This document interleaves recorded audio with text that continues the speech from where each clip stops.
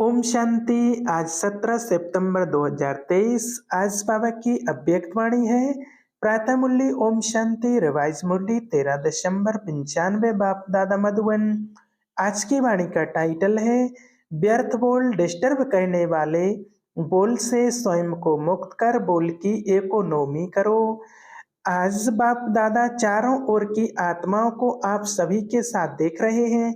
चारों ओर के बच्चे आकार रूप से बाप दादा के सामने हैं। डबल सभा, साकारी और आकारी दोनों की कितनी बड़ी सभा है। बाप दादा दोनों सभा के बच्चों को देख हर्षित हो रहे हैं, क्योंकि बाप दादा हर बच्चे को विशेष दो रूपों से देख रहे हैं। एक, हर एक बच्चा इस सर्व मनुष्य आत्माओं के पूर्वज सारे वृक्ष का फाउंडेशन है, क्योंकि जड़ से सारा वृक्ष निकलता है। और दूसरे रूप में पूर्वज बड़े को भी कहते हैं। तो सृष्टि के आदि में आप आत्माओं का ही पार्ट है, इसलिए बड़े ते बड़े हो। इस कारण सर्व आत्माओं के पूर्वज हो। साथ साथ ऊंचे ते ऊंचे बाप की पहली रचना आप ब्राह्मण आत्माएं हो। तो जैसे ऊंचे ते ऊंचा भगवान है, वैसे बड़े ते बड़े पूर्वज आप हो। तो इतने सारे पूर्वज बच्चों को देख बाप हर्षित होते हैं। आप भी हर्षित होते हो कि हम पूर्वज हैं, उसी निश्चय और नशे में रहते हो। तो बाप दादा आज पूर्वजों की सभा देख रहे हैं। आप सभी जो भी बाप के बच्चे हो, माया से बचे हुए हो। बच्चे का अर्थ ही है बाप का बनना, अर्थात बच्चे बनना। तो माया से बचे हुए बाप के बच्चे बनते हैं। आप सभी माया से बचे हुए हो ना, कि कभी चक्कर में आ जाते हो। कहते हैं ना, ऐसा भी पाप युह होता है जो बहुत तरीके से निकलना होता है। तो कोई भी माया का पाबीहू में फंसने वाले तो नहीं हो। क्या कोई चक्कर है? बचे हुए हो। हाँ जी, ऐसे नहीं करना कि यहाँ हाँ जी करके जाओ और वहां जाकर कहो ना जी। जब एक बार चक्कर से निकलने का रास्ता या विधि आ गई तो फिर फंसने की तो कोई बात ही नहीं। माया को भी अच्छी तरह से जान गए हो ना, कि कभी अनजान बन जाते हो फिर कहते हो हमको तो पता ही नहीं पड़ा कि ये माया है। क्योंकि जैसे आजकल का फैशन है, भिन्न भिन्न फेस बहुत पहन लेते हैं। अभी अभी क्या बनेंगे, अभी अभी क्या बनेंगे। तो माया के पास भी ये फंसाने के फेस बहुत हैं। उसके पास अच्छा बड़ा दुकान है।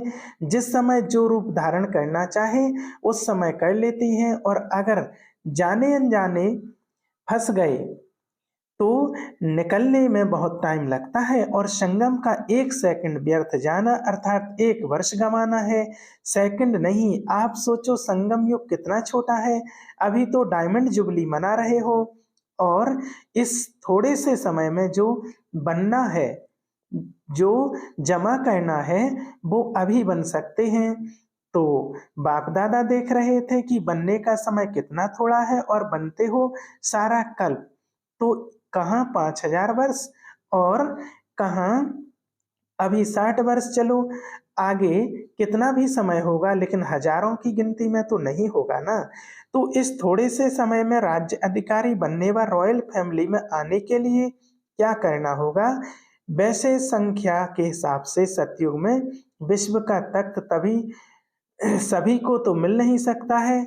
मानो पहले लक्ष्मी नारायण को तख्त पर बैठेंगे, लेकिन जो पहले लक्ष्मी नारायण की रॉयल फैमिली है, उन्हों को भी इतना ही सभी द्वारा स्नेह और सम्मान मिलता है। तो अगर पहली राजधानी के रॉयल फैमिली में भी आते हैं तो वो पहला नंबर है। चाहे बड़े तख्त पर वे नहीं बैठते हैं, लेकिन प्रारब्ध नंबर 1 के हिसाब से ही है। नहीं तो आप सभी लोगों को त्रेता तक भी तख्त थोड़ी ही मिलेगा। लेकिन विश्व राज्य अधिकारी का लक्ष्य सभी का है ना, कि वहां भी एक स्टेट के राजा बन जाएंगे। तो पहले नंबर के रॉयल फैमिली में आना ये भी श्रेष्ठ पुरुषार्थ है। कोई को तख्त मिलता और किसको रॉयल फैमिली मिलती है, इसके भी गोहे रहस्य हैं। जो सदा संगम पर बाप के दिल तक नशीन सुता और सदा रहता है, कभी कभी नहीं। जो सदा आदि से अंत तक स्वप्न मात्र भी, संकल्प मात्र भी पवित्रता के व्रत में सदा रहा है, स्वप्न तक भी अपवित्रता को टच नहीं किया है। ऐसी श्रेष्ठ आत्माएं तख्त नशीन हो सकती हैं जिनके चारों ओर ही सब्जेक्ट में अच्छे मार्क्स नंबर मिल लिए हैं, आदि से अंत तक अच्छे नंबर से पास हुए हैं, उसी को ही पास विद ऑनर कहा जाता है। बीच बीच में मार्क्स कम हुई है फिर मेकअप किया, मेकअप वाला नहीं लेकिन आदि से चारों ही सब्जेक्ट में बाप के दिल पसंद है तो तख्त ले सकता है। साथ साथ जो ब्रह्मांड संसार में सर्व के प्यारे सर्व के सहयोगी रहे हैं, ब्राह्मण परिवार हर एक दिल से सम्मान करता है, ऐसा सम्मानधारी तख्त नशीन बन सकता है। अगर इन बातों में किसी ना किसी में कमी है तो वो नंबरवार रॉयल फैमिली में आ सकता है, चाहे पहली में आवे, चाहे 8वीं में आए, चाहे त्रेता में आए। तो अगर तख्त नशीन बनना है तो इन सभी बातों को चेक करो। अगर सेवा में 100 मार्क्स जमा हैं और धारणा में 25% हो तो क्या होगा, वो अधिकारी बनेगा। कई बच्चे और सब्जेक्ट में आगे चले जाते हैं लेकिन प्रैक्टिकल धारणा में जैसा समय है वैसा अपने को मोल्ड करना, वो है रियल गोल्ड। कहाँ कहाँ माया बच्चों से भी होशियार हो जाती है, वो फट से समय प्रमाण स्वरूप धारण कर लेती है और बच्चे क्या कहते हैं, बाप के पास तो सबकी बातें आती हैं ना, मानो एक रॉन्ग है और दूसरा राइट है। ऐसे भी होता है कि दोनों तरफ की कोई ना कोई कमी होती है, लेकिन मानो आप बिल्कुल ही अपने को राइट समझते हो और दूसरा बिल्कुल ही रॉन्ग है, तो आप राइट हो और वो रॉन्ग है। फिर भी जैसा समय वैसा वायुमंडल देखा जाता है, वैसे अपने को ही चाहे समाना पड़ता है, चाहे मिटाना पड़ता है, चाहे किनारा करना पड़ता है। लेकिन बच्चे क्या कहते हैं कि क्या हर बात में हर समय हमको ही मरना है? क्या मरने के लिए हम ही हैं और मौज मनाने के लिए ये हैं? सदा ही मरना है, ये मरना तो बहुत मुश्किल है। मर्जीवा तो बन गए हो तो सहज है, ब्रह्मा कुमार कुमारीज बन गए हो, ये भी तो मर्जीवा बने हो ना, ये मरना तो बहुत सहज हो गया, मर गए ब्रह्मा कुमारीज बन गए। लेकिन ये बार बार का मरना ये बहुत मुश्किल है ना। छोटियाँ कहती हैं कि हमको ही ज़्यादा मरना पड़ता है और बड़े कहते हैं कि हमको ही ज़्यादा सुनना पड़ता है। तो आपको सहन करना पड़ता है, उन्हों को सुनना पड़ता है, तो मरना किसको है? कौन मरेंगे? एक मरे, दोनों मरे, दोनों ही मर गए तो बात खत्म, खेल खत्म। तो मरना आता है या थोड़ा मुश्किल लगता है, थोड़ा सांस हाँफता है, मुश्किल सांस निकलता है, तकलीफ होती है। उस समय जब कहते हो ना कि क्या हमें ही मरना है, हमें ही बदलना है, क्या मेरी ही जिम्मेवारी है बदलने की? दूसरे की भी तो है, आधा आधा बांट लो, तुम इतना मरो, मैं इतना मरूं। बाप दादा को तो उस समय रहम भी बहुत आता है, लेकिन ये मरना मारना नहीं है, ये मरना सदा के लिए जीना है। लोग कहते हैं ना कि बिना मरे स्वर्ग नहीं मिलेगा, तो उस मरने से तो स्वर्ग मिलता नहीं, लेकिन इस मरने से स्वर्ग का अधिकार जरूर मिलेगा। इसलिए ये मरना अर्थात स्वर्ग का अधिकारी बनना, डर जाते हो ना, मरना पड़ेगा, सहन करना पड़ेगा, तो छोटी बात बड़ी हो जाती है।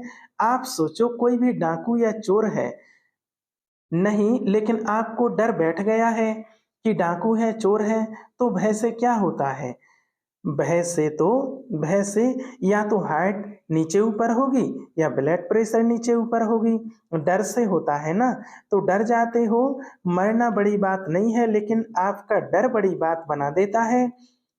फिर कहते हैं पता नहीं हमको क्या होता है, पता नहीं, लेकिन जैसे हिम्मत में मर्जीवा बनने में भय नहीं किया, खुशी खुशी से किया, ऐसे खुशी खुशी से परिवर्तन करना है।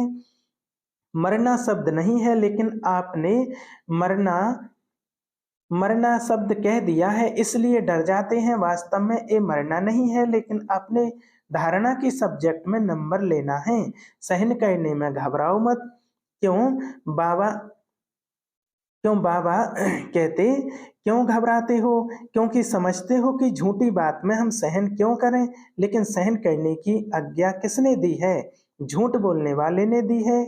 कई बच्चे सहन करते भी हैं, लेकिन मजबूरी से सहन करना, और मोहब्बत से में सहन करना, इसमें अंतर है।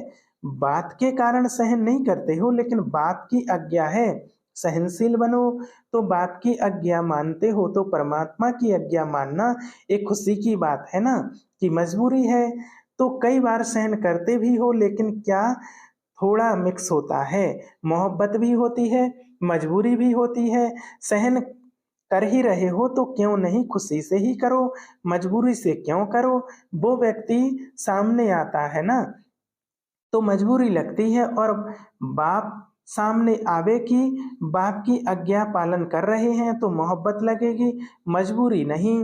तो ये शब्द नहीं सोचो, आजकल ये थोड़ा कॉमन हो गया है। मरना पड़ेगा, मरना पड़ेगा, कब तक मरना पड़ेगा, अंत तक या 2 साल, 1 साल, 6 मास, फिर तो अच्छा मर जाएं, लेकिन कब तक मरना है। लेकिन यह मरना नहीं है, अधिकार पाना है, तो क्या करेंगे, मरेंगे। यह मरना शब्द खत्म कर दो। मरना सोचते हो ना, तो मरने से तो डर लगता है ना। देखो अपना मृत्यु तो छोड़ो, कोई कोई तो दूसरे का मृत्यु देखकर भी डरते हैं, डर जाते हैं। तो ये शब्द परिवर्तन करो, ऐसे ऐसे बोल नहीं बोलो, शुद्ध भाषा बोलो। ब्राह्मणों की डिक्शनरी में यह शब्द है ही नहीं, पता नहीं किसने शुरू किया, किया तो आप लोगों में से ही है ना। आप माना जो सामने बैठे हैं वह नहीं, ब्राह्मणों ने ही किया है। बाप दादा ने ये तो एक मिसाल सुनाए, लेकिन सारे दिन में ऐसे व्यर्थ बोल या मजाक के बोल बहुत बोलते हैं। अच्छे शब्द नहीं बोलेंगे, लेकिन कहेंगे मेरा भाव नहीं था, यह तो मजाक में कह दिया। तो ऐसा मजाक क्या ब्राह्मण जीवन में आपके नियमों में लिखा है? लिखा हुआ तो नहीं है। कभी पढ़ा है कि मजाक कर सकते हैं, मजाक करो लेकिन ज्ञान युक्त, योग युक्त। बाकी व्यर्थ मजाक किसको आप मजाक, जिसको आप मजाक समझते हो लेकिन दूसरे की स्थिति डगमग हो जाती है, तो वह मजाक हुआ या दुख देना हुआ। तो आज बाप दादा ने देखा कि एक दो सभी पूर्वज हैं, और दूसरा सबसे बड़े से बड़े पूज्य आत्माएं भी आप हो। आप जैसे ही पूजा सारे कल्प में किसकी नहीं होती, तो पूर्वज भी हो और पूज्य भी, लेकिन पूज्य भी नंबरवार हैं। जो भी ब्राह्मण बनते हैं उनकी पूजा होती जरूर है, लेकिन किसकी विधि पूर्वक होती है और किसकी काम चलाऊ होती है। तो जो ब्राह्मण यहाँ भी योग में बैठते हैं, लेकिन काम चलाऊ, कुछ नींद किया, कुछ योग किया, कुछ व्यर्थ सोचा और कुछ शुभ सोचा, तो यह काम चलाऊ हुआ ना। सफेद बत्ती जल गई, काम पूरा हो गया। ऐसे धारणा में भी काम चलाऊ बहुत होते हैं। कोई भी सरकमस्टांस आएगा तो कहेंगे अभी तो ऐसे करके चलाओ, पीछे देखा जाएगा। तो ऐसों की पूजा काम चलाऊ होती है। देखो लाखों सालेग्राम बनाते हैं, लेकिन क्या होता है, विधि पूर्वक पूजा होती है, काम चलाऊ होती है ना। पाइप पाइप से नहला दिया, और तिलक भी कटोरी भर के पंडित लोग ऐसे करते, ऐसे ऐसे कर देते हैं, छिड़क देते हैं, तिलक लग गया। तो ऐसे क्या हुआ, काम चलाऊ हुआ ना। पूज्य सभी बनते हो, लेकिन कैसे पूज्य बनते हो, वो नंबरवार हैं। किसकी हर कर्म की पूजा होती है। दातुन दतुन का भी दर्शन होता है। दातुन हो रहा है, मथुरा में जाओ तो दातुन का भी दर्शन कराते हैं। इस समय दातुन का समय है, तो काम चलाऊ नहीं बनना, नहीं तो पूजा भी ऐसी होगी। अच्छा सभी टीचर्स खुश हो, या कोई कोई अच्छा, कोई अभी अभी भी मन में है, कोई भी इच्छा होगी तो अच्छा बनने नहीं देगी। या इच्छा पूर्ण करो या अच्छा बनो, आपके हाथ में है। और देखा जाता है कि ये इच्छा ऐसी चीज है, जैसे धूप में आप चलते हो तो आपकी परछाई आगे जाती है, और आप उसको पकड़ने की कोशिश करो तो पकड़ी जाएगी क्या, और आप पीट करके जाओ तो वो परछाई कहाँ जाएगी, आपके पीछे पीछे आएगी। तो इच्छा अपनी तरफ आकर्षित कर रुलाने वाली है, और इच्छा को छोड़ दो तो इच्छा आपके पीछे पीछे आएगी। मांगने वाला कभी भी संपन्न नहीं बन सकता। और कुछ नहीं मांगते हो, लेकिन रॉयल मांग तो बहुत है, जानते हो ना।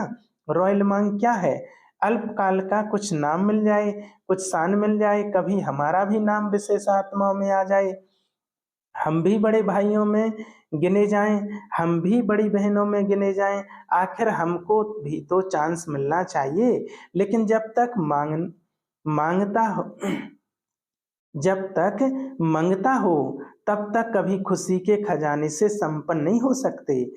ये मांग के पीछे या कोई भी हद की इच्छाओं के पीछे भागना ऐसे ही समझो जैसे मृत तृष्णा है। इससे सदा ही बचकर रहो। छोटा रहना कोई खराब बात नहीं है। छोटे सुभान अल्लाह हैं, क्योंकि बाप दादा के दिल पर नंबर आगे हैं। अल्पकाल की इच्छा का अनुभव करके देखा होगा तो रुलाती है या हंसाती है? रुलाती है ना। तो रावण की आज्ञा है, रुलाओ। आप तो बाप के हो ना, तो बाप हंसाने वाला है या रुलाने वाला? आज बाप दादा विशेष इस इस पर अटेंशन दिला रहे हैं कि व्यर्थ बोल जो किसको भी अच्छे नहीं लगते हैं, आपको अच्छा लगता है लेकिन दूसरे को अच्छा नहीं लगता है, तो सदा के लिए उस शब्द को समाप्त कर दो। ऐसे सारे दिन में अगर बाप दादा अपने पास बच्चों के शब्द नोट करके करें तो काफी फाइल बन सकती है। यह अशब्द व्यर्थ शब्द जोर से बोलना, ये जोर से बोलना भी वास्तव में अनेकों को डिस्टर्ब करना है। ये नहीं बोलो मेरा तो आवाज ही बड़ा है, माया जीत बन सकते हो और आवाज जीत नहीं सकते। तो ऐसे किसी को भी डिस्टर्ब करने वाले बोल और व्यर्थ बोल नहीं बोलो।